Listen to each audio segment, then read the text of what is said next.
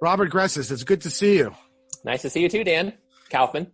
Welcome to everyone in the Sophia audience, bloggingheads.tv, meaningoflife.tv. I'm here once again with Robert Gressis due to popular demand. Robert is a professor of philosophy at Cal State Northridge, which I gather from one of the commenters who knows California really well, since Robert admitted his geography is poor, is in the San Fernando Valley. Oh, so, that I knew. I knew it was the San Fernando Valley. So you're like in Fast Times at Ridgemont Highland, man. I mean, you're in ground zero America, right? There used to be Valley girls here. I know. I think they all moved out. No, yeah, they all moved to Long Island, right? Yeah. Or Long Beach. I don't know. So, last time we talking about your essay, is philosophy in the okay? Is philosophy okay? Where you were really questioning whether it's morally permissible to be a philosophy professor, and one of the things that seemed to really underlie our disagreement is about just to what extent we should apply moral scruples or moral considerations to the things in our lives. And I've elsewhere called this the morality everywhere problem. And it's something that I very much not only think is a mistake philosophically, but which I very much socially dislike. I think it's actually a good reason why the social environment has become so toxic and unbearable, is precisely because people are moralizing things way too much and too often. And so I thought we would just do an entire dialogue just on this, because this is the crux of the disagreement, it seems to me, between us.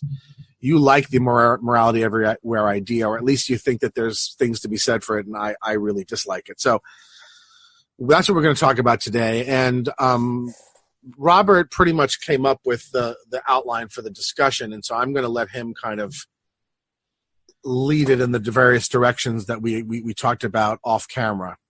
Yeah. So why don't you go ahead and start, Robert? Or if you want to add anything in the summary of how we got here, please do. Oh, sure. Well, one of the premises that underlies my worry about the permissibility of being a philosophy professor is, if it's the case that I'm not doing good with my job, or if in particular I'm doing net harm with my job, then maybe, and if I can take another job that does do positive good, then maybe I'm morally required to do so. And not just like prudentially required, or not just, it might be a supererogatory thing where supererogatory means sort of like above and beyond the call of duty, but just like, no, such that if I don't do it, I've done something wrong. Right. And I don't know if you would even think it's well, first of all, you deny that. Well, we don't need to rehash that essay. But what part of what motivates this view, and I don't take the Singerian position to quite the extreme he does. Actually, there's just one thing about that I do want to ask you. I'm sorry. Okay. And I didn't ask you last time. It's not a challenge. It's more whether you can see why it looks to someone like me so odd, right? So, like, if I'm a professional thief, mm-hmm. The question you're asking seems to me has a lot of salience, right? Okay, listen. I'm doing harm to people, and I could be doing something productive, right? I could be doing something that doesn't harm people, right? Mm-hmm. Or if I worked for a mafia boss, right? Mm-hmm. Or if I was an online scammer. Right? In other words, we all know very clear examples of people engaged in clearly unethical professions or unethical endeavors. Mm-hmm. And we would certainly run this sort of argument. And I think appropriately. I just find it very odd to have that conversation about being a teacher. And that oddness to me is stronger than the philosophical arguments. I just keep coming back to the oddity, right?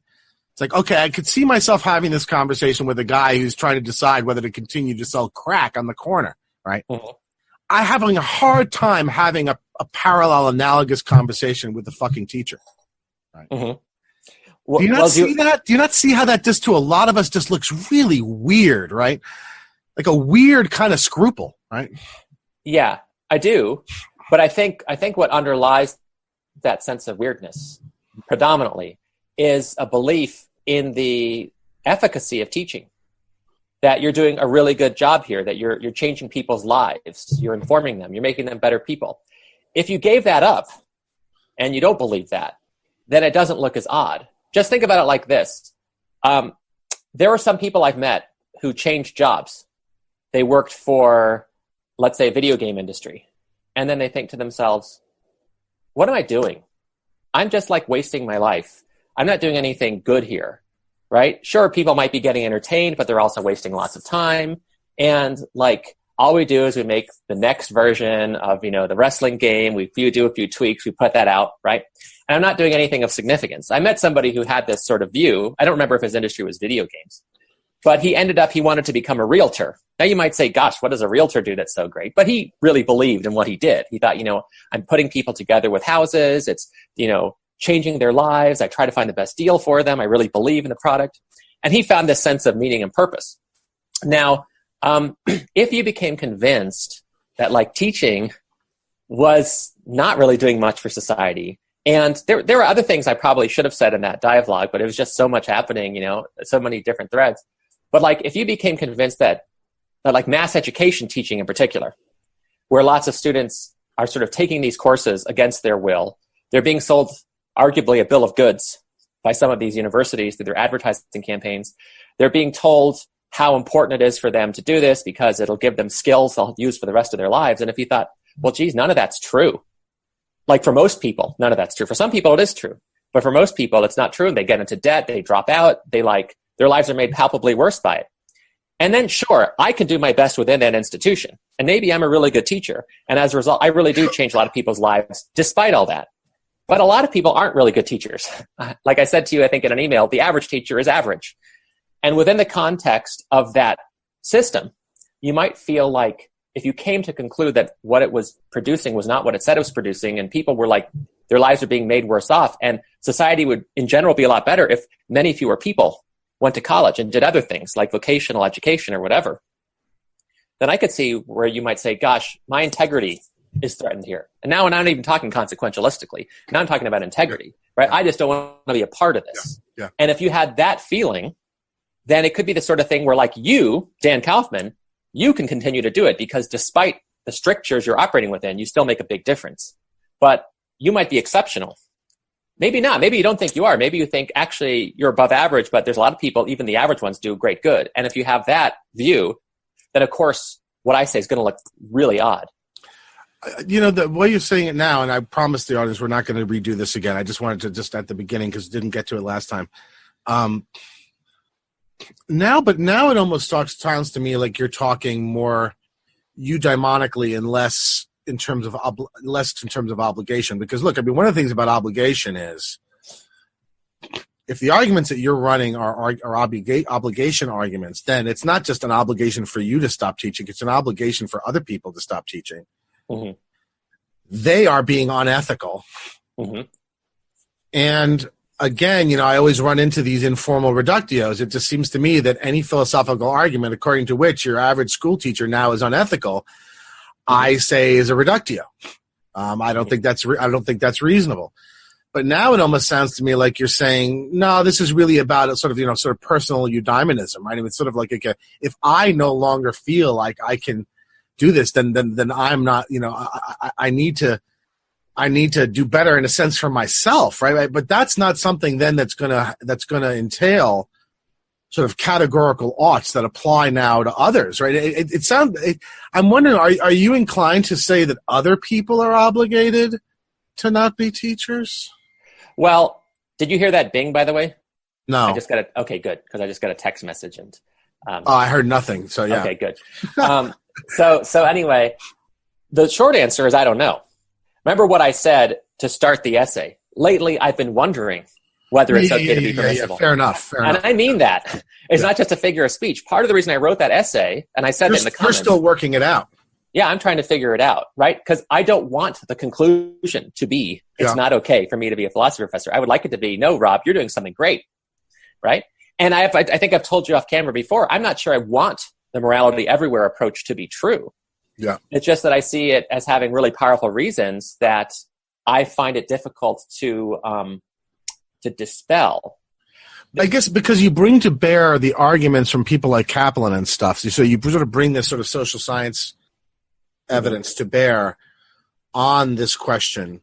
Yeah. Now, if you concluded that indeed that social science evidence does entail that conclusion in your case, then do you view this through the lens of sort of moral obligatoriness? Would you then start saying that other people are wronging the world by being school teachers or by being professors at universities and community colleges? And in other words, is it sort of maybe less severe, but the guy should stop selling crack and you should stop teaching. Yeah. When I hear that sounds like a reductio. That just sounds like you went off the rail somewhere with your theorizing. Right? Well, came to a bananas conclusion. But I'm wondering whether that you want to bite the bullet on that, whether you want to say, yes, that's absolutely right. The crack dealer should stop selling crack and the teacher should stop teaching. Here's so one of the reasons I don't love the analogy is it's a matter of degree, but not right. Okay, first of all, let's get it clear. Yeah, if absolutely. I did say that, it would be a matter of degree. Absolutely. Yeah, I'm not trying to strawman you. I'm just wondering if you really are inclined to think about this in terms of obligation, or whether it's more eudaimonic that you're thinking about this in terms of, right? Yeah. So a couple of things. Two things I'll say. First, when I see my colleagues teaching, I don't think to myself, "Oh, I can't believe they're doing that." I don't think that. Right. So just because it's not quite like selling crack on the corner, right? I mean, it could be like that, not right? That bad, right? It's Well, yeah. So here's an analogy that's still too strong, but we're spending a lot of time on this, which I like to. It's all right. It's all right. It doesn't matter. But here's an analogy that is somewhat similar. Imagine you are working for a video game company, and you're making video games, and then you come to conclude, you read studies, you read data, that although video games have some benefits, they might improve hand-eye coordination, and they might help with some people's self-confidence, by and large, it's a huge time suck. And if people didn't spend the time on video games, they would be likelier to spend it on better, more efficacious, more character-building, whatever activities. And so if you I don't know what the evidence for that would be, but... Oh, I don't, I'm just coming, Let's say you thought that, right? Yeah. Right. And let's say, regardless of whether I really did have evidence or not, let's say I thought that. Then the people who continued to remain in the video game industry, I might think to myself, well, geez, they just look at the evidence differently. They're wrong, but I can see how, given their priors, why they're sort of, given what they know, they're doing something that's harmful, but not necessarily wrong. Right? They're making society worse. They could be doing something better, but they're not in a position to sort of be blamable for that, because they just aren't going to be moved by the evidence for pretty good reasons. When it comes to teaching, right? I'm still not sure about Kaplan's evidence. I'm not an expert in educational psychology. Kaplan isn't either, but he did spend 7 years researching the book. But the book is very thorough. I mean, there's no question about it. Yeah, and he would email the researchers whose work he summarized and asked them, is this a good summary? Yeah. He was very scrupulous, I thought. And when I've been reading this this 2001 book, which was sort of state of the literature on transfer, far transfer, right? How good are people at applying what they learn in the classroom to outside of the classroom setting? It's very depressing. They're really, really terrible at it. And it's not just surveys. It's like they had 600 students at Arizona State University who were majors in or who had taken a statistics course. And then they asked them questions at the beginning of the course, and experts, statisticians, asked them questions at the end, and they saw no marked improvement in their reasoning. And they blew it. Yeah. And that's the sort of stuff that's depressing. But as a teacher, you're not privy to that, right? Because you're only with your students for 3 months. You do see them improve for 3 months, but then it goes away for 3 months. Yeah. It's like if you were a personal trainer and you kept, and people were forced to take your personal training. Most of them didn't want to be there, and so just half-assed it. Let's say 30% tried really hard and got improvements, but then after you left, you lost touch with them, they stopped doing it, they went back to exactly what they were. If you knew the way the system was organized was to keep on doing that, you'd be like, God, we should stop spending money forcing people to do personal training. What a waste. Yeah. And then when you see your colleagues saying, we need to spend so much more money in higher education, we need to get more people into college who don't want to be there. You're like, are you out of your mind? This is not helping anybody, right? And so do I think they're immoral? No, but to use a word that a lot of people have been using for me, I think they're a bit diluted. I don't feel comfortable. I don't know how most people think about their teaching. I mean, probably I'm going to wind up being one of the more delusional ones on this because I put great stock in the teaching experience and the classroom experience in particular. But I don't know how much people think they, contribute, and that then starts pushing us more in the direction of the morality everywhere problem. Because look, there's so many people. Mm-hmm. that are doing jobs that are just completely empty, right? It's just sort of completely, rote or mechanical or, assembly line or whatever. I'm sorry, I just hit the mic. And, to say to all of them, you're obligated to go do something better. Then that's when I start getting off the specifics of teaching. Mm-hmm. I start getting on to this question of, do we really need to or want to start moralizing every aspect of what we do every minute, every day? And that brings us to the morality everywhere issue. So maybe we can use that as a segue. Did you want to talk about Singer because you think Singer has an argument for the morality everywhere position. So why don't you go ahead and describe that? So it starts with this arresting, in my opinion, thought experiment. Very famous, which is in a very famous paper. Yeah, the paper is called Famine, Affluence, and Morality. 1973. Yeah, there was a famine in Bangladesh at the time. Yes. And he wrote this paper, there was a famine in Bangladesh, and a lot of people, gave money to stop the famine or, to help people get food so they wouldn't starve to death. And I think what Singer said is, look, people do give when it's brought to their attention, but this is happening all the time, all over the world. And when it's not brought to their attention, people just go back to what they're doing. And they also think of this as a matter of charity. But it's more than a matter of charity, because charity implies that this is optional. And if you do it, you're nice. But if you don't do it, there's nothing wrong with you. Right. He's like, no, there's something wrong with you if you don't give money to famine relief. Here's why. So he said, imagine you're sort of walking to work, walking to wherever, and you pass a pond. And in the pond, there's a child drowning. Now, you could easily save the child's life because you're a good swimmer, the child's not far away, he's light, you could easily take him out. But doing so would get your suit wet. I thought it was shoes. Shoes, either way. I thought it was you had bought fancy Italian shoes or something. I could be wrong, I don't remember. Yeah, or maybe you're on your way to a job interview, you don't want to show up wet. And it's funny, actually, these details matter a lot because... Yeah, they do. Depending on how I tell it to my students, you get very different reactions. Yeah. Right. So, for example, here's what I say. I usually say you're on your way to a job interview, and you have a nice suit on. And so, are you obligated to save the child? And you'll always have a few students who say no. Right. Some students are very strong. My only obligations are not to hurt people. I have no obligations to help people. Right. Mm-hmm. So they take this absolutist line. But most students say, yeah, I should help the child. And I usually don't say, do you have an obligation? Because that language is usually kind of weird. Yeah, I just say should. Should you? Yeah, I just say should. Right? Ought. Yeah. And if I say, okay, and if you don't do it, do you think you've done something wrong by letting the child drown? And most of my students, 95%, are going to say, yeah, I have done something wrong if I let the child drown. And when I say it's for a job interview, they say, actually, if I'm wet, I have a great story to tell at a job interview, so I'm likelier to get the job. And I'm like, okay, I don't want to confuse it with egoism, so I got rid of the job interview. I think the fancy Italian shoes is better. So anyway, so most people say, and vast numbers of people say, yes, I'm obligated to help the child. Even though it gets me wet, it takes effort, it gets my shoes wet, I still have to do it. It's a child's life. And what Singer says is that, okay. But the child's life is more important than my shoes. Yeah, that's right. Or my discomfort or my time or whatever.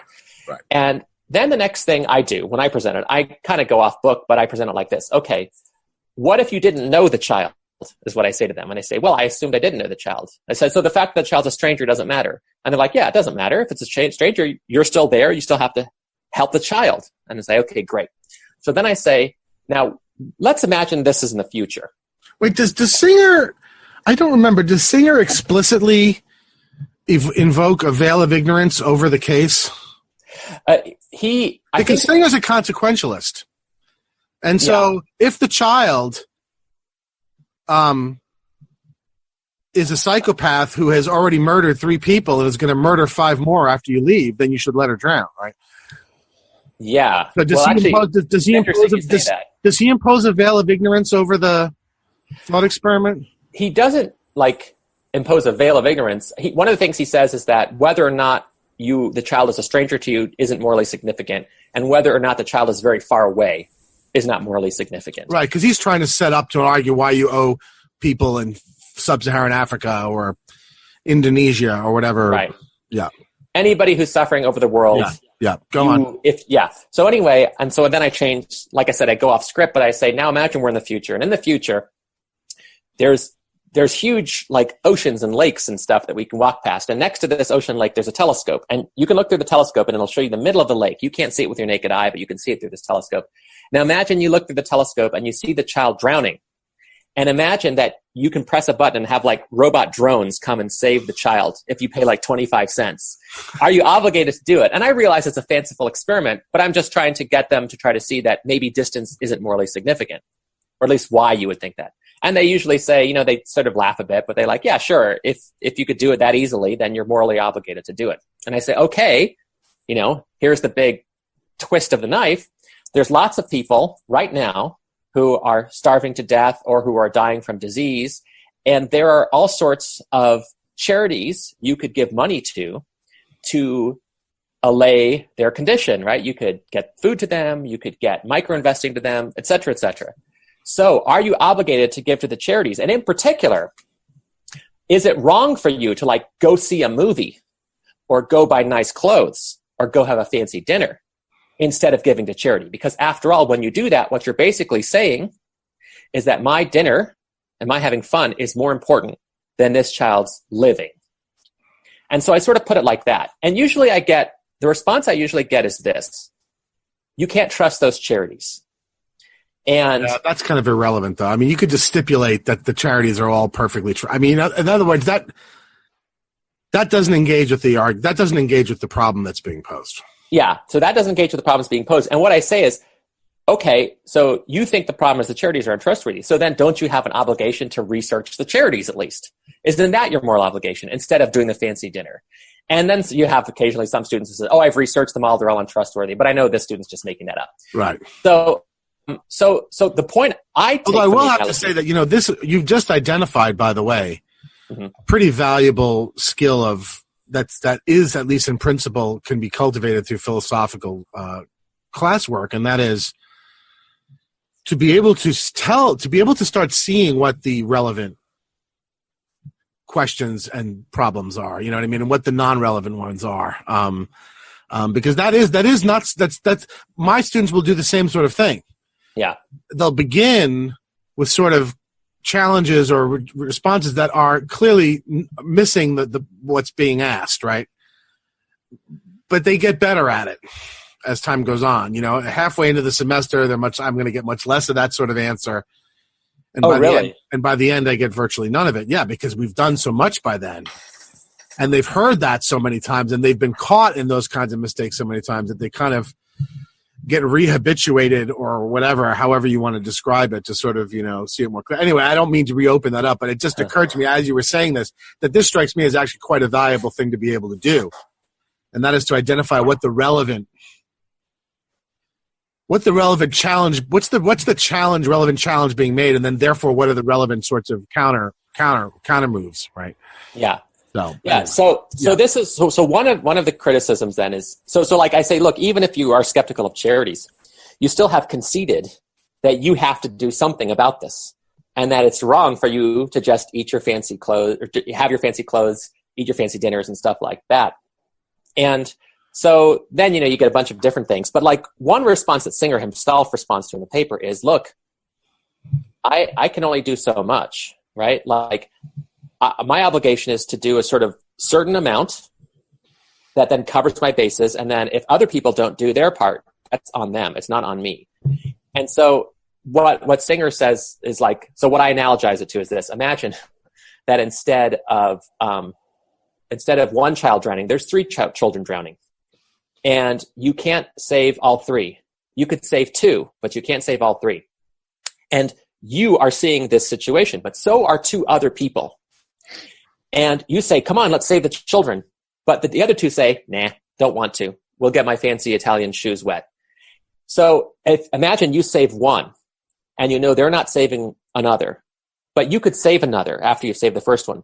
Are you obligated to save the other, or can you just say, well, since they haven't saved it, I've done my part, so I'll just let those two children drown? Yeah. And a lot of people have a strong intuition that no, even though they're being bad, you still have an obligation to do something to save the child. Yes. So it's sort of like this maximizing thing. And what Singer basically gets to is that, like, he says your obligation is to go to the point of equilibrium. Yeah. Right? Yeah. He says your obligation is to live just barely above the level of a Bengali refugee. That's what he says. He says two things, right? He says there's a weak version and a strong version of the principle. But he thinks the strong version is the better version. Yeah, he says something like, I myself suspect the strong version is the better one, right, or something. That's why he lives in Princeton and Manhattan, because he's living right above the standard of a Bengali refugee. I'm sorry. We'll get to that. I think he's a fraud, but anyway, go ahead. Well, fraud might not be the worst thing to be. But anyway, the weak version of the principle is this. If you can easily stop a terrible thing without giving up something of great significance, then you are morally obligated to stop the terrible thing. Right, that's the general principle, yeah. Yeah, and the strong version is, even if you have to give up something of great value, as long as it's of less value than the terrible thing, that's right, you have to give that up. That's right. So, I don't see how you could hold the first one without being sliding into the second. Oh, I never thought of that. I just don't see how the first, I don't see how the first one is sustainable. Once you accept this logic, it seems to me you slide into the second one pretty much inevitably. Yeah, maybe.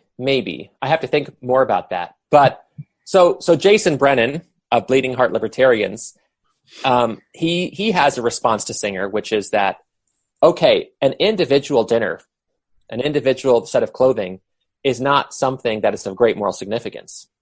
But the principle iterates. Since I'm always in this situation where I can always give up something of minor moral significance to stop something of major moral significance, then what the principle entails is giving up all the fancy dinners and all the nice clothing. And sure, I don't have to necessarily give up my organs, but I should always, I should never go out to eat. I should never watch movies. I should, right, et cetera. And he says that actually is a serious sacrifice, giving up all those things. So what he says is that the principle, the weak version, all it sort of gets you to do is that you should sometimes give up fancy dinners and sometimes give up nice clothing. And he thinks most people already do that. Yeah. And so that's his response to it. Larry Temkin, I think, has a more interesting response, because Larry Temkin deals with the strong version. And Larry, what he does is he gets you, he enlists your intuitions that spoke in favor of the principle against it. So here's what he does. He says, imagine you saw this child drowning, okay? And, you'd have to get your clothes wet to save her. But you also know that there's 5 other children who need organs, okay? And this child happens to be a perfect match for those 5 other children. So aren't you morally obligated to murder the child after you save her from drowning? Yeah. And he's like, all of a sudden, this doesn't seem nearly as intuitively clear, right? It's one thing to give up stuff to save somebody. It's another to do terrible things. Yeah. To save somebody. And Singer doesn't have any way of kind of forcing you not to give the terrible things. Yeah. Yeah. And so I think that's an important objection, what Temkin does. But there's ways, I don't know if you can get around it or not, but Kant wouldn't himself be victim to that objection, right? Because Kant thinks your negative duties outweigh your positive duties. Right. So you should contribute to others' permissible happiness unless you have to do something intrinsically immoral to do so. And then you're not allowed to. And I find myself pretty drawn to that as a way of thinking about my moral obligations, that my negative ones are more important than my positive ones, but I have strong positive ones. Yeah. Right. And so that's sort of my sort of where I'm at right now. I'm sort of more in the Kantian mold. Now, what's your problem? You accept though the morality everywhere implication. Yeah, I even accept the view that everybody's central project ought to be I don't want to say as morally good as possible, because that's weird. I don't like talking about maximizing language. But there's Alistair Norcross has this essay called Scalar Consequentialism, where he's like, look, it's not that you have to choose the outcome that's going to maximize goodness in every situation, but you have to. But there's options relevant to you, right? And I don't remember exactly how it goes, but it's something like it's more like you meet a threshold. And as long as you get to this threshold of goodness, that's what you're obligated to do. Yeah. It would still change people's lives a lot, but the whole thing about calculating, maximizing utility over the heat death of the universe, let's just drop that because we can't do that anyway. So let's just think about. Yeah. So anyway, so the Norcross version combined with the Kantian constraints is sort of where I'm at right now, where I do think, morality, moral reasons are more important than any other kind of reasons. You accept the sort of logic of the drowning example. Yeah, in the sense that... I just have a question. Why are we talking? You and I? Oh, and why am I not going out and helping more? Yeah, why aren't you right now in a soup kitchen? Right. I guess my first response is I actually don't believe anybody really actually thinks this. Because it's not evident in their behavior. So let me stop you there. I think they're either lying to themselves or lying to everybody else. What do you think about people who are worried about environmental catastrophe? I think they're crazy. Think they don't believe it? I think they're crazy. What do you think? Or they're playing games. But so you don't think they actually believe it? No. Okay. I don't believe. You're talking about everything's going to be underwater in 10 years? I don't think anybody actually thinks that. No. More like there's a certain number of points where we reach those points, and they're like points of no return, where once you pass them, some pretty bad things are going to happen to the world, and like millions of people are going to die, and sounds pretty much like every era of human civilization. Right, but preventively. So what does that have to do with this? I'm not sure I'm getting the relevance of it. Right. So here's where I'm going. I was asking why, if you actually really think this, why are we having this conversation? Why aren't you in a soup kitchen right now? Right. So a couple of things. And actually, why would you be in the soup kitchen? Because I'm sure there's something better you could be doing even than that, right? Yeah. So then what? I guess I don't understand what seems to be your apparent daily behavior. If you actually say that you actually believe this, I guess I don't understand why you're acting the way you're acting. So I want to make a distinction, first of all, between belief and a-leaf. Have you heard about this distinction? Is it going to annoy me? Almost certainly. But I'll do it anyway, okay? Go ahead. Yeah, I have no idea. I've never heard of that. So it comes from, I think, Tamar Szabo Gendler. And here's the case, okay? So take a bedpan, okay? And it's a bedpan that's been wrapped in, what do you call it? Plastic wrap. It's a new bedpan, never been used, okay? It's utterly sterile, utterly clean. Pour some water into it. Ask somebody who knows it's sterile and been clean, are you going to drink out of this? A lot of them, they've done this experiment for what it's worth. A lot of them are reluctant to drink from the bedpan. Even if they know it's sterile, now let me tell you the relevance of this. Do they believe it's a sterile bedpan? Yes, they believe it's a sterile bedpan, but they don't a-leave it. And what does that mean? They have patterns of behavior which seem to indicate they don't fully believe what they intellectually know to be true, right? Or to take another case, the Miller-Lyer illusion. You have these two lines, right? They look different lengths. One looks longer than the other one, but I know that they're the same length. My knowing they're the same length doesn't change the way the Miller-Lyer illusion appears. So, one line still looks longer than the other. How does this help? Here's how it helps. When you say, if you truly believed it, you would act completely differently. That doesn't necessarily follow, because you can believe something without a-leaving it, right? Forget about my counterfactual. Okay, which one? Forget about turning into a counterfactual. I'm just asking you. Yeah. Oh, weakness of will. Why are you sitting here? Weakness of will. I see. And that's not disingenuous at all. Who cares? Well, I do, because I'm not playing a game. I'm actually trying to decide what I think is really the case. I'm not trying to find some set of tricks by which I can get a conclusion to become true, right? Or warranted. I'm actually trying to determine how I should actually live. And when you tell me, oh, well, this is how I should live, and I say, yeah, but why aren't you living like that? Oh, well, weakness of will, that's just facile, right? I mean, that's just unresponsive in any serious way. That's just somebody playing games, right? That's Hold on not a second. serious. Hold on a second. Have you ever met somebody who tried to go on a diet and didn't succeed? And if you said why, and they said weakness of will, are you going to say that's just facile? You just don't believe it? You just don't really think you should go on a diet? You really think that those are analogous in the relevant sense? Absolutely. Here, let me say why. I don't. It's really hard to be moral. Okay? I think it's really hard. I don't think you're trying very hard. Well, maybe not. I have to think. I mean, harder I would really, really like to hear a lot about this terrible weakness. That forces you to sit in chairs and talk to people on video rather than walking down the street to the soup kitchen. I'd love to hear a non-disingenuous account of this terrible weakness you suffer. Well, when you say disingenuous, okay, first of all, so you want me to get into my personal psychology? Not at all. I think you see the point I'm making. The point I'm making is that, look, someone who is trying to lose weight, right? I mean, and is having difficulty. There's so many different reasons that could be, and there's so many different things that come into play with, in a sense, food and pleasure and rewards and all this sort of stuff. That's stuff that's very, very clear and articulable, right? I'm not seeing the comparable story that explains to me this terrible weakness that keeps you sitting in a chair rather than walking down the street.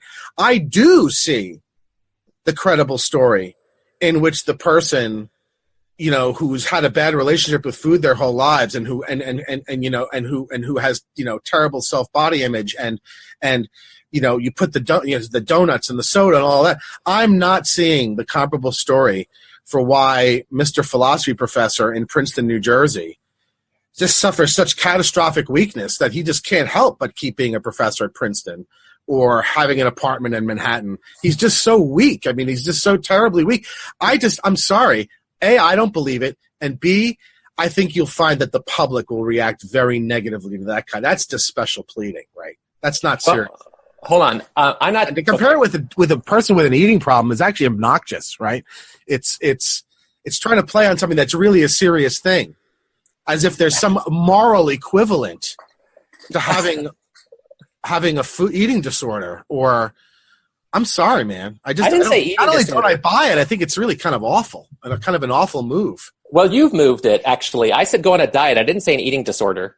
Well, but a lot of people who have real difficulty losing weight over long periods of time, it's partly because they have a very negative relationship with food that they need to work through, right? It's not just or it may be because of a physiological problem, right? Well, I'm not one of these people that sort of criticizes people who are having trouble losing weight for being weak-willed or something. And so, I mean, that's just not usually what I found to be the case in the examples that I've seen. But I mean, I just really asked a simple question. I mean,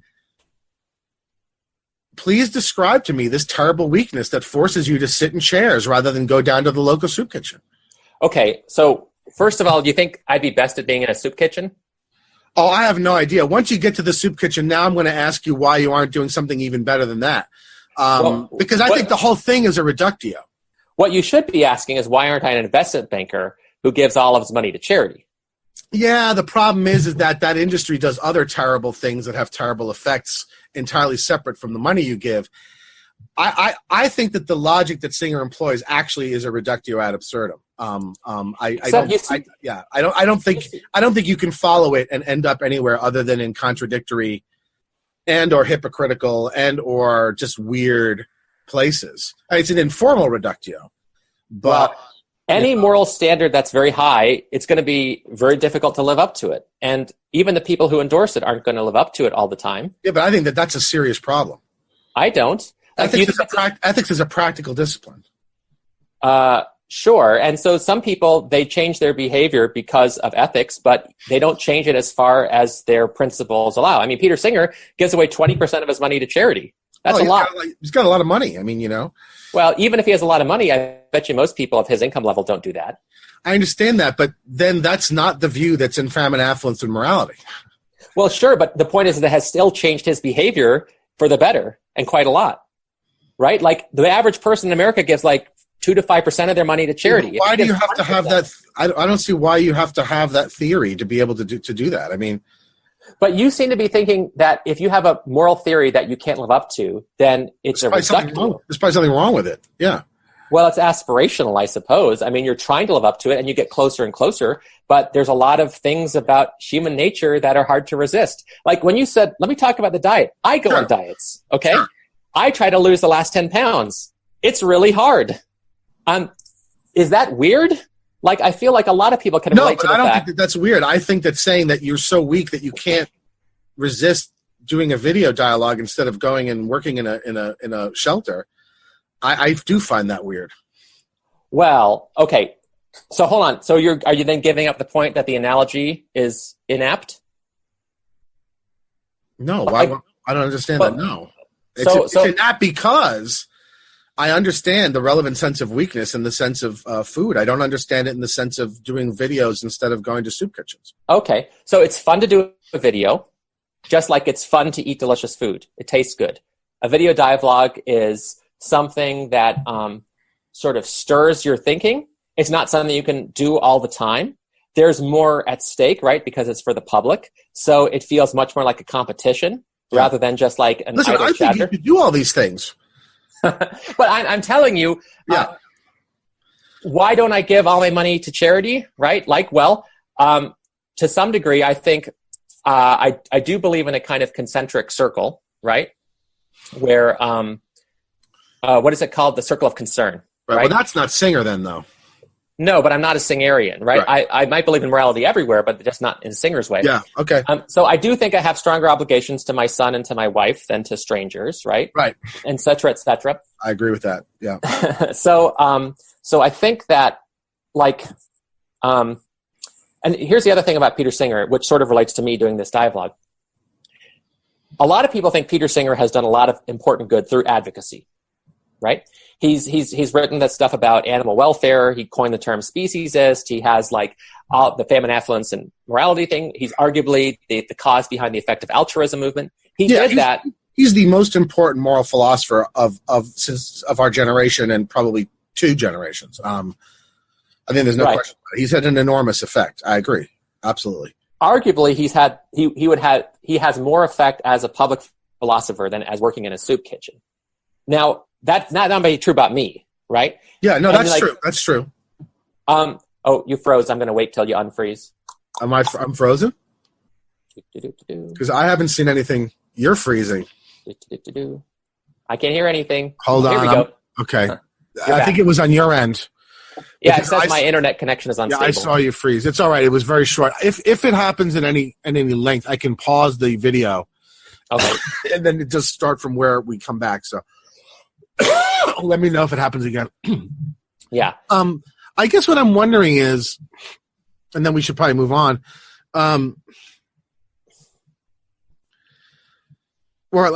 Here's what I'm thinking. I'm thinking, if you asked me, here's this perfectly nice young man, right? And you're younger than me, so I can call you. Oh, you're talking about me. Yeah, okay. You're younger than me, so I can say that to you. Yeah. Here's this perfectly nice young man, and here's what he does, okay? Sometimes he does video dialogues with his soon-to-become new buddy, Dan. Sometimes he goes to the church and he goes and helps feed the homeless.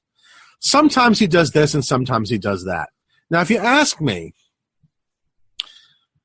what do you think best describes this person's ethos? Why is this person acting like this? What I would say is this is a person who believes that there are a number of different things that are of value and that he's going to pursue. He's going to pursue them all.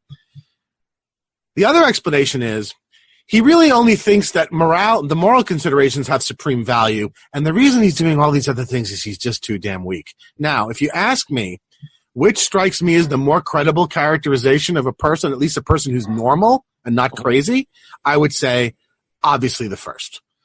Okay, I agree with that. So why not embrace the normal, man? Why insist on this extreme view that winds up then forcing everybody to characterize you in a way that just sounds so unnatural and untrue to real lived experience, right?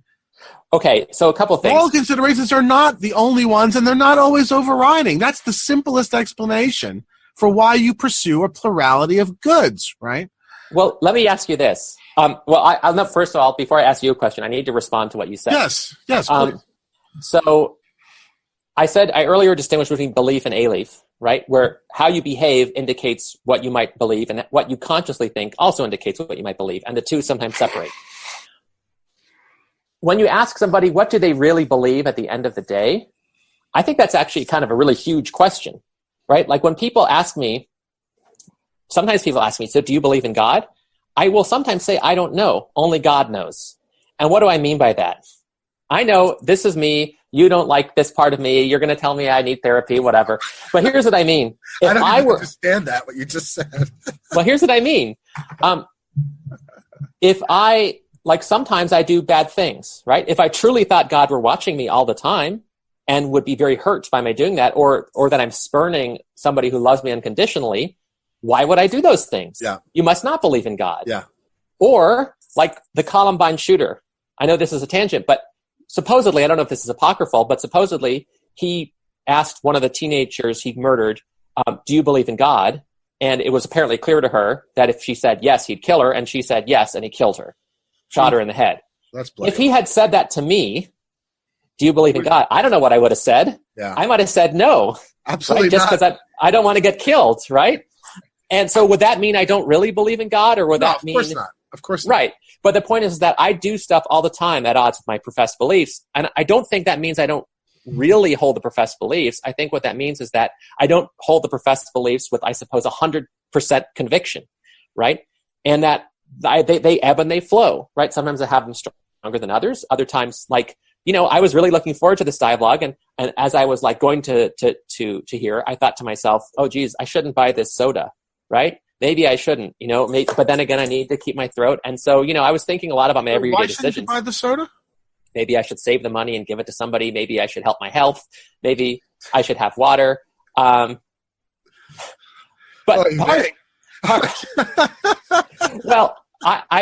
the thing I think about most is... It's too nice to be so racked, you see. But do you really think... Is that a good answer to what I asked you? I mean, what I asked you was, here's two characterizations of you. Mm-hmm. No, I remember the question. How is that a good answer to the question of why my first characterization doesn't better describe you than the second one? Oh, well, here's why. I think it's clearly the case that I must think at various moments of my life that certain things are more important than morality, okay? Otherwise, how do you explain why I do what I do? But on the other hand, there is this conscious belief that morality is the most important thing. Like you talk about, look at how this person behaves. He goes to church, he gives to the homeless, he also has a dialogue, so he values lots of different things. Yeah. Another part of how I behave is how I think, right? It's something I do. It's true of me. Yeah, it's your business. Yeah. Right? And it's also my reactive attitudes are part of me too.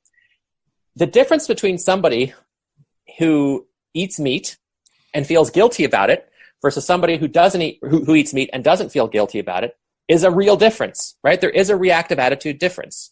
There is something that distinguishes them such that one has the guilt and one doesn't. And one thing that could explain that difference is the fact that one of them thinks that the arguments in favor of refraining from eating factory farm foods are really compelling. And that person has because he finds them actually compelling, it causes him to feel guilt when he eats factory farm food.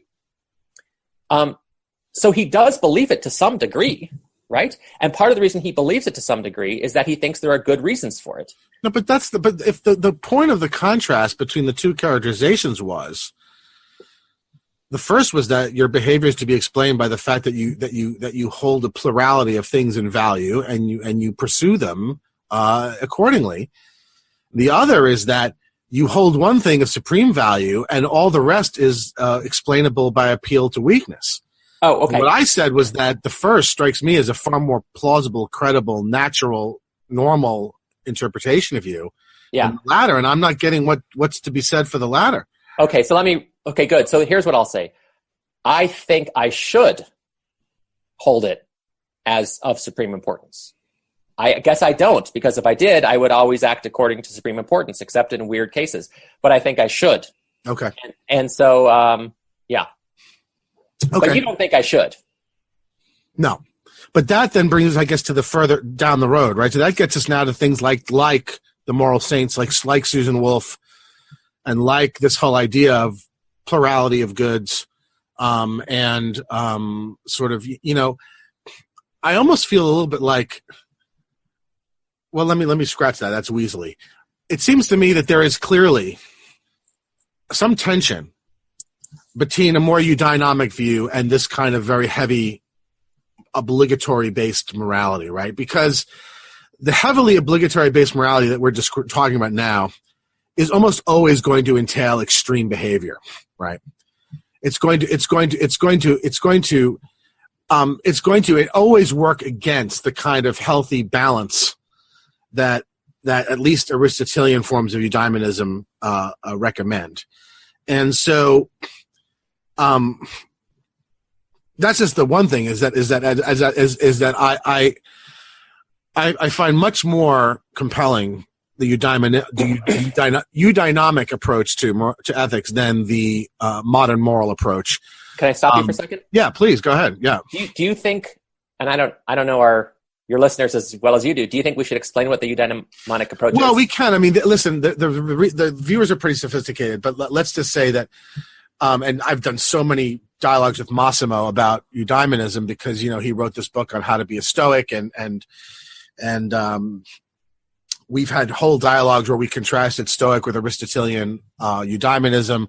We had dueling essays on it, but I mean, I'm happy to sort of say a little bit about it, or you can if you want. I mean, the way I see it is that the eudynamic sort of view of ethics really is centered around what it is for people to flourish, and takes into full account the full anthropological reality of a human being, and all the different ways, all the different vectors that on which a human being can flourish, right? And to flourish is simply to do well whatever it is what one is designed to do, or one can do, or however you want to construe that sort of teleological frame of reference. Whereas the modern moral philosophical view is concerned with obligation and with duty. What are you obligated to do? What ought you to do? What is blameworthy if you do not do? And thus tends to focus on actions. And for a number of reasons, I'm not very enamored with the modern moral obligatory philosophy point of view. I mean, part of the reason has to do with the fact, with things that I raise in my paper that I think I told you about, called Prescription, Reason, and Force. And that is that I just fail to see the force of these imperatives. I just don't see when you say there's this tremendous obligation. I don't feel the force of it. But secondly, I also reject it for sort of Anscomian sorts of reasons. And that is, I don't think that you actually have the conceptual resources to cash these obligations out. They depend upon, well, you might because you're a theist. Right. But I don't believe Singer does. Or any other. Singer's a non-cognitivist, I think. Any other atheist. Yeah. And I don't know how that's supposed to work either. Exactly. Bernard Williams always said that Singer spent way too much time hectoring people and far too little time actually arguing for his own views, and I tend to agree with that. Williams thought Singer was a pretty lousy philosopher, and I tend to. But maybe a very effective moral. If you like those causes, sure. I mean, if those are, famine relief is a pretty good cause, I think. Singer did a whole dialogue with Robert Wright where he was talking about how nobody should donate money to museums, and that's just. But anyway, so okay, I'm more inclined towards a eudynamic sort of way of looking at things. And I do think that there is a definite tension because this focus on obligation and this idea of moral obligations always being overriding of all other considerations winds up producing very extreme people and behaviors of people that I think are going to be in tension with a eudynamic. Right. And that's sort of what Wolf is getting at, right? So Wolf wants to say, look, the moral universe that the Singerite, let's say, wants is one in which there are no great clarinet players, in which there are no great tennis players, in which there are no great chefs, in which there are no great anythings other than moral doers, right? And she argues, and I agree. I don't even think you have to argue. I think it's sort of obvious. That'd just be a world that would be much less appealing to live in. I mean, I just wouldn't want to. Okay. I want to say a lot here, but go. Yeah. I really like Wolf's paper. I think it's devastating. I don't think it was ever like Anscombe's paper. I don't think anybody ever adequately responded to it. I think there's a sort of tendency in philosophy when a really strong challenge is made is just to act like it never happened and just keep going on doing whatever you were doing anyway. I feel that happened with Anscombe. Nobody has ever, in my view, successfully answered the arguments that she puts in modern moral philosophy. And I don't think anybody's really successfully answered Wolf either. So anyway, what is your view on this idea that there's a tension between the eudaimonic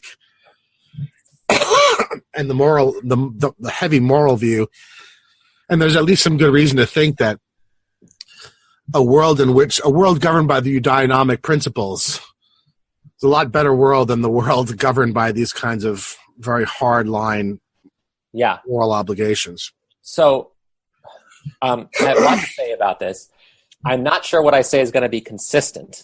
Okay? So if it's inconsistent, it's not great, but I'll have to try to figure out how to resolve it. But here's the first thing I want to say. I'm going to operate with this like toy theory of the history of humanity. And it's going to go like this. For about 200,000 years, we evolved in certain circumstances that were the same pretty much for most of that 200,000 years until we got to like the Neolithic era and we started agriculture and farming. So we were in hunter-gatherer groups for a long time, and then we got farming, and then everything changed. In 10,000 years, things changed super quickly. And the kind of society we live in today is highly unnatural to our forebears and to our evolutionary history. For instance, just a small example, I know I don't need to prove this point, but a small example is we were evolved to want to eat sweet things as much as possible because they were really scarce and high in calories, and now they're highly abundant, and so that tendency of ours is counterproductive because it makes us eat too much sugar. I'll just say one thing very, very quickly. This is not even an argument. I'm worried about the uses of the word natural in these contexts. I mean, I agree. I mean, you can always. I'm not going to. I just wanted to sort of say that, sort of, however you want to articulate. I think that this is articulatable without appealing to the natural. And I would be a little, if we were just talking about this, I'd worry about the use of natural or unnatural to describe anything that's done by a natural organism, right? But anyway, it doesn't matter for these purposes. But anyway, go on. I'm sorry. So my theory, and I haven't written about this or anything, but my theory is that our moral norms and our eudaimonistic norms evolved in circumstances where the two could coincide fairly easily. But now that we've gotten to this point where it's so much easier to move sums of money across the world, where there's all this information about how people all over the world are feeling, and you could do something about that, I think there's really a kind of fracture between eudaimonia and morality, such that the two are at odds with each other. And so you agree with me on this? Yeah, I agree with you that being moral means you have to give up some flourishing, right? That's part of the reason why it's hard, and part of the reason why. Well, more than that, it points in a very different direction for civilization than a focus on. In other words, it entails a monochromaticizing of human social life from what in a eudaimonistic would be a much more I don't know what's the opposite of monochromatic, polychromatic. Yeah, right. In other words, it points towards a sort of a one-note Charlie kind of society. Yeah, but let me just. I don't see any way to sort of recommend over the other kind, right? Other than in a question-begging way by saying it's more moral, right? But if you just appeal to sort of common intuition, which ultimately is what all philosophical conclusions are determined by, right? Because ultimately the arguments rest on premises that are either intuitively plausible or not. I mean, I just don't think anyone actually really would want to live in such a place, right? I mean, I think Woolf is really right in the sense when she says that the moral saint is really an unappealing person, right? Yeah. So let me give. I think there are some people who would want to live in. And the world of the moral saint is an unappealing world, right? Yeah. So let me talk about that. There are some people who I think would want to live in the world of moral saints. Yeah, but you haven't told you who they are. Yeah. The people starving to death. They would really like it if more of us were moral saints, giving them money or food to help them not starve to death. I don't know if I think that's true. Okay. Well, so that might be a big difference between us. And I've sometimes wondered, like, how much time have you spent in like third world environments? Because I've actually spent quite a bit. No, in third world environments, no time. Yeah, I've actually spent quite a bit of time. Okay, and so tell me what you think.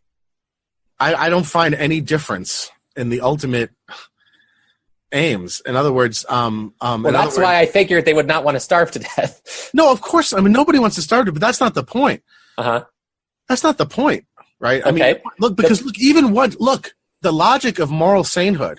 Yeah. Which is, the same logic as morality everywhere, right? I mean, do we at least agree that morality everywhere entails moral sainthood as an ideal? Hold on. No, I actually don't agree about that. Oh, okay. I'll tell you why. Okay, because what I was going to say was, even once there's no more starving people, that morality everywhere logic still is going to push a kind of a narrowing, graying, a monochromaticizing of life in a way that, no, I don't think that the poor people who are living there now, the reason they want to stop being starving is so that they can start doing these other stuff. Sure. Yeah, that's fair. So let me talk about that.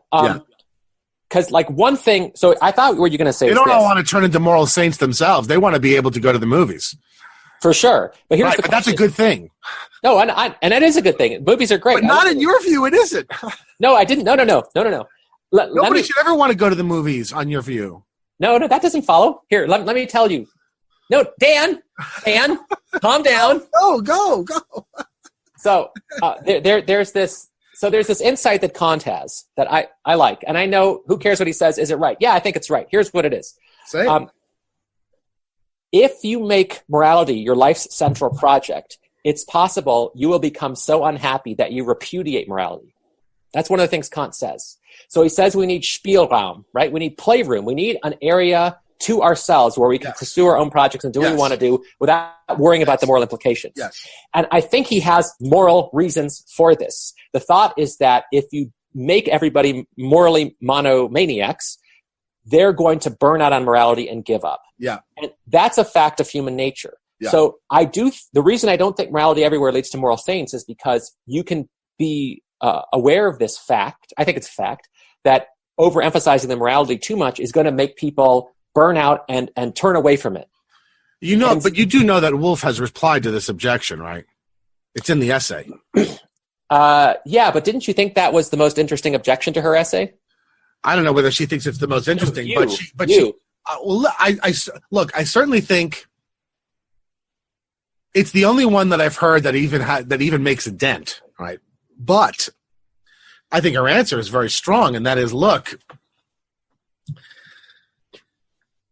let's take that as that's an empirical claim, first of all, right? It's an empirical claim about what people actually need and what they can take and what they can't take and how much do-goodism they can do before they have to have a little party, right? Right. And it's going to differ from person to person. But that's still going to be a world where there's no champion tennis players, no grandmasters, no 3 Michelin star chefs, because certainly happiness, the ability to go on being moral next week, only requires a little vacation. It doesn't require flourishing in the manner that a eudaemonist would say that is desirable, right? In other words, you're still going to have a pretty gray monochromatic world, even with the moral saint, taking his weekly holiday, right? That's not going to get you a Wimbledon champion, right? That's not going to get you. And so I actually don't think it really makes any difference at all. It doesn't really change the argument at all. and ultimately I don't think really succeeds in breaking into Wolff's argument. But look, I think, if you're a Kantian, I don't think Kant's view entails morality everywhere. Well, Kant's view is that, there's a whole range of behaviors that have no moral standing at all. Sure. Things that are done in accordance with duty have no moral standing. Well, as long as they're not done from duty. No, things that are done from duty are morally positive. Right. Things that are done contrary to duty are morally negative, but things that are done in accordance with duty are morally not neutral. Right. No. Things that are done in accordance with duty and not from duty. Yes. Right. So he doesn't believe in morality. There's all sorts of stuff we do that has no moral valence at all. Well, so this is tricky. The example he gives is whether you give alms to the beggar with your left hand or your right hand. That has no moral valence, right? And then the other thing is that he says we have to make it our maxim, our imperfect duties, to contribute to others' permissible happiness and to not let our talents rust, to improve ourselves. And he says we have Spielraum with that. And then this is really contested among interpreters what he means. Does he mean that basically the only check on how much you're supposed to improve yourself or help others is you're just not violating your negative duties, in which case it's like a maximizing version of having those maxims? Or does he just mean you have to make it like a maxim you endorse that, hey, I have to make part of my life helping others, and I have to make part of my life improving myself. And then I can have Spielraum to just have a part of my life where I don't help others or improve myself, I just have fun, right? And then if he has all that, and let's say it's the second one, right? Because that's a lot closer to a normal view of life, right? Let's say it's the second one. Why does he have that view, right? What does he think justifies that? And I think what he justifies that is that if you don't take that view, you're going to go crazy and you're going to give up on the moral project. But I think he thinks we are, like he says this explicitly in the Metaphysics of Morals. The goal is what he calls autocracy, which is complete self-control, being able to resist your desires, no matter how strong they are. And if it means doing the morally right thing. Now, that's, of course, he might still not believe in morality everywhere because he might just think morally right thing doesn't come up that much. But I think in the world we're in, where it's so easy for so much of us to help others' permissible happiness, I think it would be hard for him to deny that we have pretty strong duties to help other people. I agree that in the world we're in, his view is effectively a morality everywhere view, despite the fact that technically, conceptually, it need not be one, right? I mean, I look, the utilitarian view has to be one, right? It seems to me, because there's always the potential of increasing utility, right? Sure.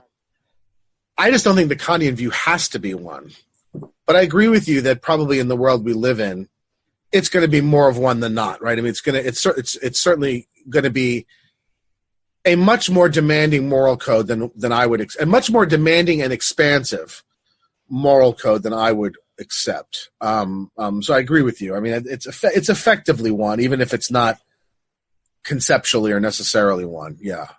So let me do two more things. I want to talk first about the utilitarian, right? I should say, as a bit of biography, utilitarianism has always been a bit of a tricky thing for me. Like, I find myself intellectually compelled by it and also emotionally repulsed by it. Like, I find, and I don't mean this to come off negative. I mean, I do mean it to come off negative, but it's not as negative as it sounds. I find people who are diehard utilitarians scary, and like, I don't trust them in the sense that I worry what they're going to do to me. Like, and it's funny because I'm sure because you're not sure how your fate might fit into some far-flung utility calculus.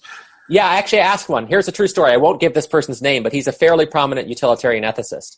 I said to him, hey, imagine I had a crystal ball and we both looked into it and we could see the future. And in my future, over the rest of my life, I'm going to have slightly more unhappiness than happiness.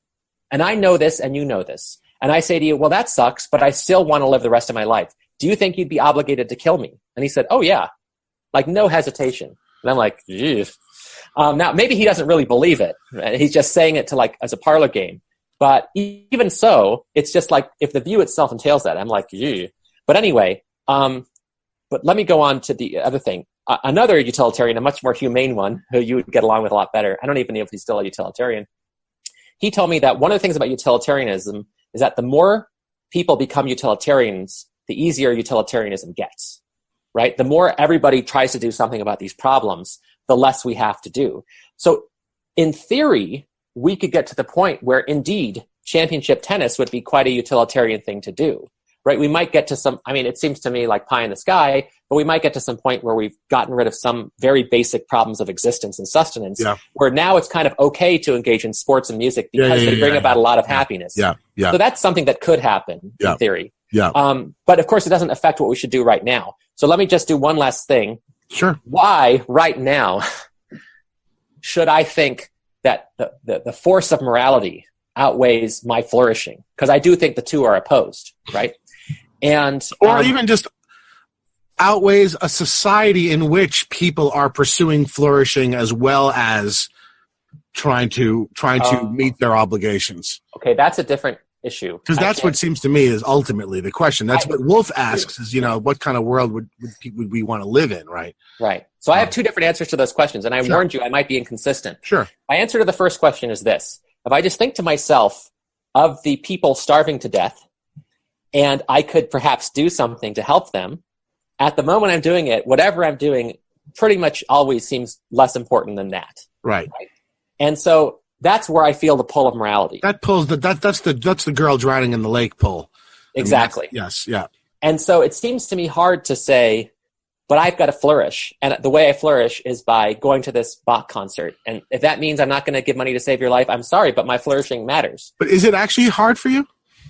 Hard for me what? Is that hard for you? To go to the Bach concert? Or to spend time with your kids, or even to have had kids, or to participate in family life, or I mean, do you really sit there and say, "Gosh, I really shouldn't be at this Thanksgiving dinner. I should be feeding the poor and working in hospice or something." Or it's never feeding the poor because I just don't think I'm very good at that. It's more like I should be doing a different line of work, or I should be giving more of my money to charity, or that kind of stuff. But am I thinking about that when I'm taking care of my kid? No, but that's not that. See, those things don't strike me as the real one to push someone like you. I want to know, all the family life that you participate in. Yeah. Are you thinking about this while you're doing that? You're with your kid in the park. Yeah. Or you're visiting your elderly parents, or you sit there and think, I should be doing something better than this. So the answer is mostly no, sometimes yes. When I'm with my kid, he's a handful. So I'm just thinking about him, right? Preventing him from running into a car, whatever. When I'm with my mom, she's a larger than life personality. So I'm always just like talking to her and responding. So like they just occupy my mental real estate. It just doesn't occur to me. But other times I do think, what am I doing? Like I need to reorient my life. But here's one thing I wonder about. Is it all an act? Right? Is it all an act I tell myself to feel good about myself for at least having the feelings, right? So I bring this up because this is a point Kant made. He said there's a very big difference between well-wishing and well-doing. A lot of people go around wishing the world well and convincing themselves that because of that, they're good people instead of actually doing something about the world, right? And sounds like all of Twitter. Sure. Slacktivism, right? Hashtagivism. Actually, I mean, we could get into that, but maybe in a future dialogue we could talk about because this is strange, but you're the first person who connected morality everywhere to the arguably oppressive moralism on Twitter. I'd never made the connection in my life, and I'll tell you why. Because I never You're not on Twitter, right? You're not. Well, I used to be. But I never saw it as moralistic. I always saw it as a power play. I always saw it as just a way to say, this is the out group, we're the in group, let's sort of reinforce that. And I do believe they do care about these things, but I sort of detect a bloodlust as well. Yeah. Let's kill them. Yeah. And so I never thought the driving concern was moralism. But see, that's why I wrote in that paper, Prescription, Reason, and Force, which I'm going to have linked here. I said, this is why people always try to moralize their language. It's because they know that it carries a certain psychologically coercive force within it that allows them to avoid the kind of normal negotiation and accepting, compromises that normally you have to make when you're engaged in social negotiation, right? And so to me, because I don't see any principled value in this moralism, to which I could say, well, there is a good reason for it. It's just that these people are abusing it. I think that its primary function is rhetorical. I actually don't think it really denotes anything really real at all. But part of this is because I'm not a theist. I think in an atheistic framework, I think all moral imperatives, as Anscombe says, have merely mesmeric force. They don't have any actual force, because the purely eudynamic considerations don't carry any obligation with them. You only get morals in the sense of obligation when you say that those virtues are divinely commanded, right? I mean, that's when you get sort of the moral the force of the obligation. Out of Aristotle, all you get is a bunch of hypothetical imperatives. If you want to flourish as a human being, then you should do this or that, or probably not do this or that or the other. But if you don't care about flourishing as a human being, none of this applies to you, right?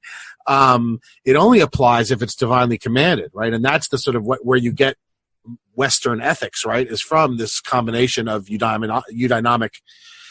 And so, because I don't think that there's any reality to this moral framework, right?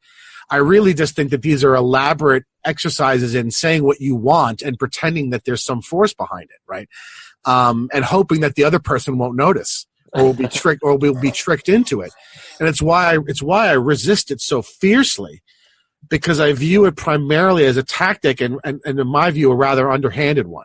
Right, it's an effort to avoid social negotiation. Okay, so I can certainly see your point of view. First of all, I'm not convinced by Anscombe's paper. I'm not convinced. We could do a whole dialogue on that. Yeah, we could. I'm not. I find a divine command ethic, meta ethic, attractive. I'm not sure I endorse it, but I don't think it's the only way to be somebody who thinks that morality has categorical force. Right. Well, she does discuss Kant's idea of self-legislation, but I think she dismantles it pretty handily by saying that the notion of self-legislation is actually a bit of nonsense. It doesn't make any sense. But regardless, one last thing. Yeah. Wait, have we gotten long? So I talked about how right now, I think there's a conflict between my being moral and my flourishing. But you said one of the things Wolf points out is that maybe at a social level too, right? And one of the things I wonder about is I wonder to what extent that's right. From what I know, and I don't know that much, but from what I know, there's a lot of morally good features of advanced Western democracies, in terms of equal rights, in terms of treatment of women and minorities, as opposed to a lot of countries that don't have that framework, where I think it's arguably quite a lot less egalitarian by our standards, and maybe a lot. I'm just going to say maybe a lot morally worse in a lot of countries that don't have a kind of capitalist economy with a mixed market kind of system. Sure. And so I wonder if one of the best ways, because I don't know how good hectoring is to actually change people's morality, if maybe one of the best ways to improve people's morality is, or at least the outcome of their morality, is to have a thriving economy. And maybe one of the ways to have that is with all these different parts, right? Because, as a Catholic, I think different people have different vocations, right? They're called to do different things. And to the extent that there's a place for them to sort of live out their calling, I think that's important. But to the extent that we've messed up the world a lot and now we have moral obligations that are at odds with your calling, that's a problem. But it might also be the case that trying to make everybody into a moral saint at a social level might actually bring about morally worse consequences than a different approach. And so, yeah. I feel a little bit if the people who are sort of pushing this sort of morality everywhere view, and to be fair, I mean, it's a lot of people, and it's a lot of quite smart people. I mean, Eric Schwitzgebel holds this view, and he's quite a good philosopher, and also a nice, generous guy. If people put it more in the matter of, look, ultimately, where we're trying to get to is a society where the primary focus is flourishing. But right now, we're in kind of a triage situation, right? And if people put it that way and said that, look, the ultimate aim is for people to pursue all of these incredible modes of flourishing of which human beings are uniquely capable, whether in the arts or in literature or in cuisine or in athletics or in all of these things that we really are capable of doing really miraculous things, right? If someone told me that that was the ultimate aim, was that people would be able to do that, but we have to sort of adopt this morality everywhere position because so many people not only are nowhere in a position to do those things, but are barely making it alive to the next day, I'd have a lot more sympathy for it. But it's sort of never cast that way. It's always sort of cast in the, because look, ultimately what I think is, it's funny, I had a similar thing with my father. So people know that my father's been very ill, and I spent a 6-week epic time in New York dealing with his catastrophic deterioration and hospitalization. But as he was getting better and was going to come out, there was a lot of sort of question about what he should return to, right? Does he go back home? Does he go into do my parents both go into some sort of assisted living environment? And clearly, the medical advice, the stay alive as long as possible and as good a shape as possible advice, all pointed towards sort of continued institutionalization in some sort of managed setting. But as my father asked me, at one point he said, what the hell did I go through all this to get out of the hospital for? Right. And what I want to ask the morality everywhere people is, what ultimately do you want to get all these people out of poverty for? To do what? To just not be out of poverty? No, the point is you want them to be able to then go on and pursue their flourishing, right? Mm-hmm. And so that is the ultimate good. That is the ultimately governing, and I don't think you can get there unless it's very clear that that's the priority. Because otherwise, it seems to me you just wind up in a cul-de-sac, right? Okay, so now we've gotten all the pot-bellied, starving children unpot-bellied, and now we've also spread, liberal democracy to every country in the world. Well, look, the relentless logic of morality everywhereism is still always going to be able to find something that you could do that would be more maximizing of whatever it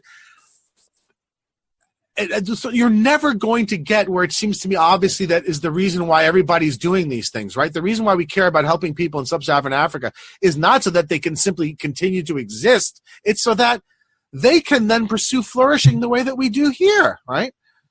Yeah, good. So that's that's interesting. Like, I once, the thought experiment, right, about like, what does the starving person in Africa say? And I thought to myself, well, would they want me to bring myself down to the same condition as them? And I actually wasn't sure about that. I wasn't sure that they would say, hey, no, you have to keep on giving until you're as poor as I am. I thought, they would say, give up a lot of stuff, but thank you. I mean, also, to be fair, I also, when I do this thought experiment, I sometimes think they would feel like presumptuous telling me what to give them. I don't know, I'd have to ask them, right? And there's a lot of people have different answers. But yeah, I do think at some point, like politically, I kind of like sufficientarianism. Like as long as everybody has enough, then after that, your sort of responsibilities to them are over, right? And when it comes to morality, I'm not going to say that, but I will say that flourishing involves not just not dying, but also having some level of autonomy, some level of control over your own life, some level of a sense that you have responsibility for your destiny. And your capacity to pursue goods. Right, yeah. And so like if you're constantly, whoever is at the bottom is constantly the subject of everybody's concern and like, oh, we have to help you and help you. I do wonder if people would lose a sense of autonomy or a sense of mastery, depending on what the bottom is. Like if you're starving, you can't have mastery anyway because you're starving. But once you've gotten past that, right, you might not want to think of yourself as a charity case, right? And so, yeah, like I haven't really spent a lot of time about like the end goal, right, or stages along the end goal. So it is funny. You're right. I think most morality everywhere people, there is a kind of enjoyment in being able to tell people, hey, you've got to stop doing what you're doing. You've got to stop having the fancy dinners because you're letting the starving people die. It's counterintuitive. It's surprising. It comes from premises that seem plausible. So it's like a philosopher's trick that you can pull and you feel good about yourself and your students. But if you start thinking about the logic it represents and start applying it, you start to realize, wait a minute, I don't know that I think this really makes a lot of sense, right? I mean, the whole reason to get these people out of poverty is so that they can do things like fucking enjoy dinners. Right? Right? That's the whole goddamn point of it. The whole reason I'm getting my father out of the hospital was so that he could go enjoy whatever's left of his life, not so that he just sit there and try to stay alive as long as possible. And so the problem I have with the morality everywhere problem is that I think that ultimately it winds up being a kind of a it winds up misunderstanding even the point of being moral, right? It fetishizes obligation, right? Or it totemizes it. It turns it into an idol. Where it seems to me that the whole point of obligation is that the reason why we care about going and feeding these people in Africa is so that eventually they can enjoy a standard of living where they can now start pursuing normal pursuits, right? Right. Yeah. I mean, I agree with you. Not you. so that they can turn into a bunch of moral saints and spend all their time. That's why I think that the Christopher Hitchens critique of Mother Teresa was somewhat apt. He said she didn't love the poor; she loved poverty. Right? She fetishized or totemized or turned it into an idol. Not really. And the whole point of what she's doing is supposed to be to get the people out of the damn place. Right? Right. Yeah. Like to go live normally. Yeah, so, I bet you a lot of the morality everywhere people will say, yeah, of course, I never would have denied that. But I think your point is that, like, well, you never say it, right? Not just that, but the way you articulate the morality everywhere entails against it, right? I mean, it points against it. Because it is indeed the case that even once there's no one starving anymore and everyone is at a base level, it is still going to be the case, at least certainly on the Singerite version, that you're always going to be able to maximize some sort of... Yeah. Right. And so, and I think this is part of the reason why in the first world, the developed world, why we've now developed this whole new universe in which to apply moral scruples, and that is to people's... most subtle and indetectable psychological states, right? Right. So now we've corrupted the word harm. We've taken the word harm now and extended it to the point. Why? Because we've largely solved to a great degree the genuine humanitarian in the obligation sense problems in the developed world. But because so many people are in the grip of this morality everywhere ethos, they just need to invent new problems, right? They need to invent new utility. And so they create an entirely fictional universe of harms that they now get to combat. And what do you think is going to happen when they've solved all of those? They're just going to invent new ones, right? Yeah, there's a line, I think it's Russell Kirk, the conservative intellectual. I think he said something like, egalitarianism is the engine of permanent revolution. And I think the point behind this is that, yeah, there's always some way in which people aren't equal enough and then everything has to be changed. But I do want to, I think a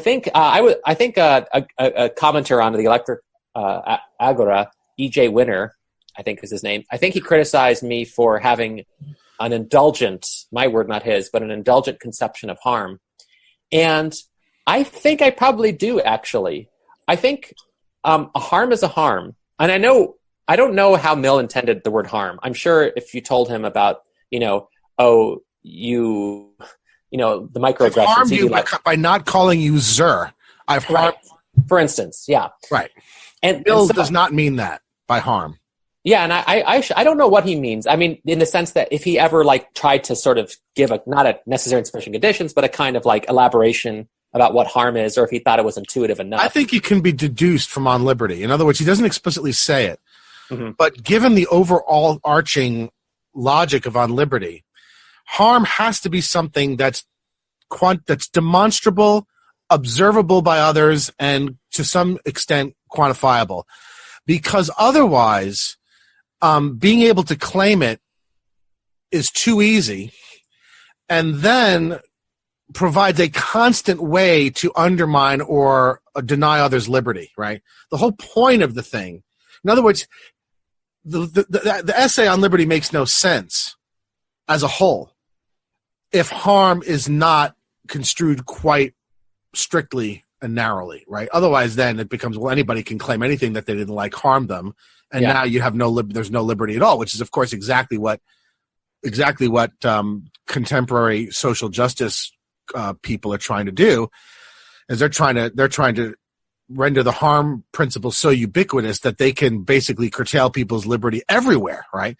And that's clearly not the point of on liberty. The point of on liberty is to argue on behalf of expansive notions of liberty, not to curtail it. So it seems to me you can deduce from the text that what he means by harm has to be something that is publicly demonstrable and not just you claiming it, right? Yeah, like I guess part of me thinks I have a kind of different take. I mean, I agree with you that mill must mean something like that, because otherwise the essay would just collapse in on itself. And a principle of charity suggests not to take him too liberally. But I remember reading an editorial in the New York Times, and I don't remember who wrote it, but it was some neuroscientist, so take it with a grain of salt. But this person was talking about how when certain words are uttered towards people, the brain, whatever, secretes hormones, the skin has certain kinds of reactions that are highly similar to the kind of way people react when they're physically harmed. And this was a worrisome editorial for me, because what it was suggesting was that words are harms or violations of our rights just the same way as punching somebody in the face. And I thought to myself, well, maybe this person's exaggerating the neuroscience, but maybe they're not. And if they're not, what do I think?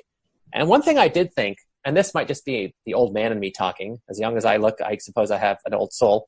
I wonder if people in the past were less sensitive. You don't have to wonder. They're walking among us. Well, okay. If you talk to my parents about the contemporary ethos, they would tell you they think it's completely insane.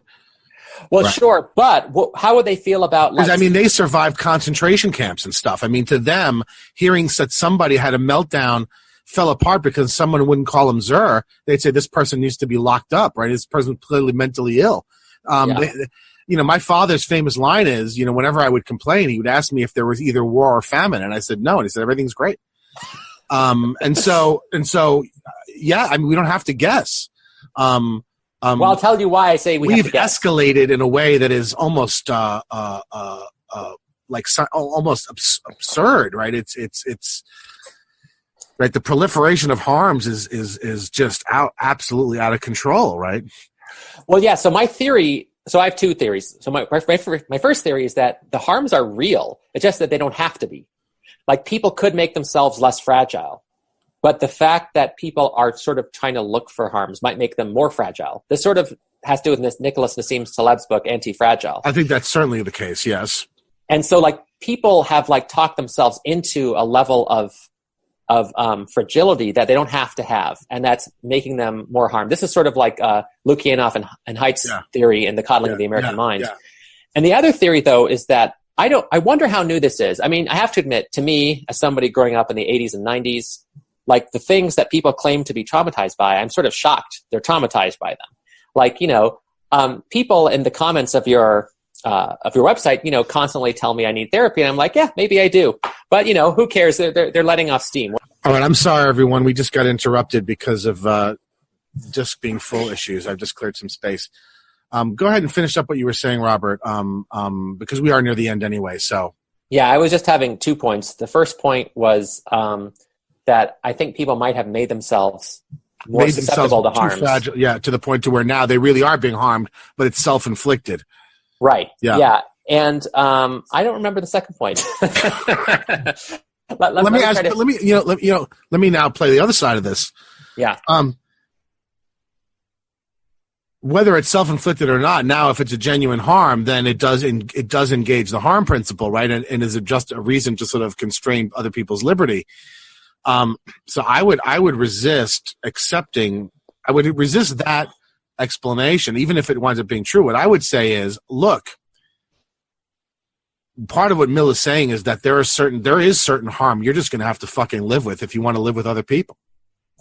Yeah, I think it complicates the harm principle. And I really do think that my main answer to these people now is, tough shit. Yeah. I actually don't really care if you really are being harmed or not in these exquisite ways that you're saying, because that's the price of living with other people, right? I mean, if you don't want that, then go live on a mountain by yourself. But if you're going to live with other people, you're going to just have to accept that you're going to hear things you don't like. You're going to see things you don't like. Not everyone is going to talk to you the way you'd like. Not everyone is going to call you not everyone is going to embrace and cheer for everything you do. And if you don't like that, then you just can't live with other people, right? I remember my second point. In other words, don't even deny the harm. Just say, look, it's not the sort of harm that's relevant in a liberal society, right? Yeah, you could say it's like there's a baseline of harms that we're going to do to each other, and that just part of being a grown-up is accepting that, right? That's right. But the other thing I was going to say is, it certainly feels to me like this is a new level of sensitivity, but at the same time, I wasn't around in the 60s, in the 50s. I don't know how people would react when people would be overt atheists, for instance, or how they would react if you were, say, criticizing American foreign policy in very strong terms. Yeah. Like, is it that people have truly become more sensitive than they have been in the past, or is it that just the taboos are different and that people were always sensitive to one thing or the other, now they're just sensitive to this? Yeah. And I don't know how to answer that. That's a fair point. That's a fair observation, and I don't know the answer to that either. And I'm not sure even that there is a way to answer it conclusively. So we probably should stop. When you run out of space on your hard drive, you probably know you've gone on too long, and I think we're at 2 hours anyway. We didn't quite get to everything we were going to talk about, but since I get the feeling that we're going to do more of these, that's okay. Well, we'll see. Let's hope there's popular demand. I certainly want to. I certainly want to, and I hope that you're the terrible, whatever that terrible weakness is that keeps you sitting in chairs and making videos. I hope you're not cured of it. I want to give the people what they want because I'm a people pleaser, and if they want less of me, I'll give them that. Okay. But if they want more of me, I'll give them that too. All right, fair enough. Robert, thank you so much. Take care. And, you too, Dan. I will see you in the next time. All right. Yeah. See you around. Bye bye. Good.